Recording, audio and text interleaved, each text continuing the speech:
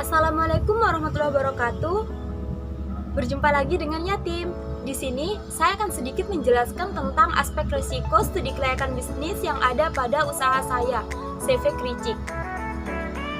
Risiko timbul karena adanya ketidakpastian. Biasanya diakibatkan karena keraguan terhadap suatu hal di masa yang akan datang atau kelemahan perusahaan dalam memprediksi masa depan perusahaannya.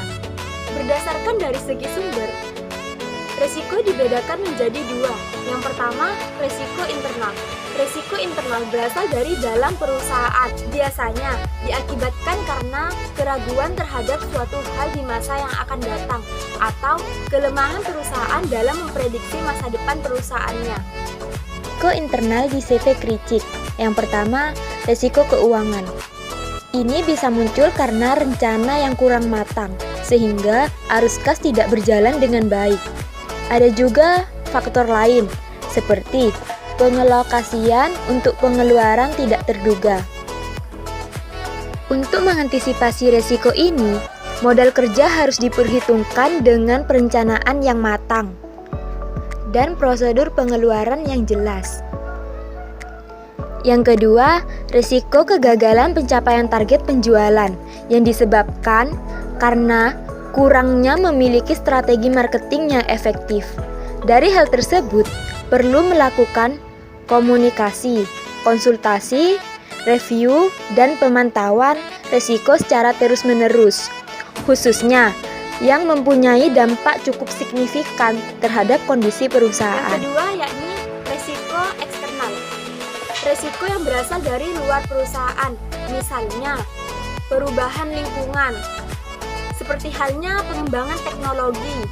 Untuk mengantisipasinya, fleksibilitas sangat diperlukan agar mampu beradaptasi dengan perubahan yang ada. Risiko eksternal CV Kricik. Yang pertama, risiko persaingan usaha. Banyaknya produk-produk sejenis yang diproduksi perusahaan lain. Untuk mengurangi risiko ini, bisa dengan memperkuat jaringan pemasok Kricik, menjaga mutu produk, dan melakukan ekspansi kapasitas produksi.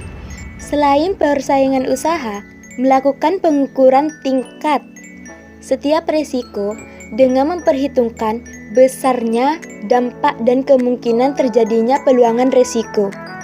Itu juga sangat perlu. Yang kedua, perubahan harga bahan baku.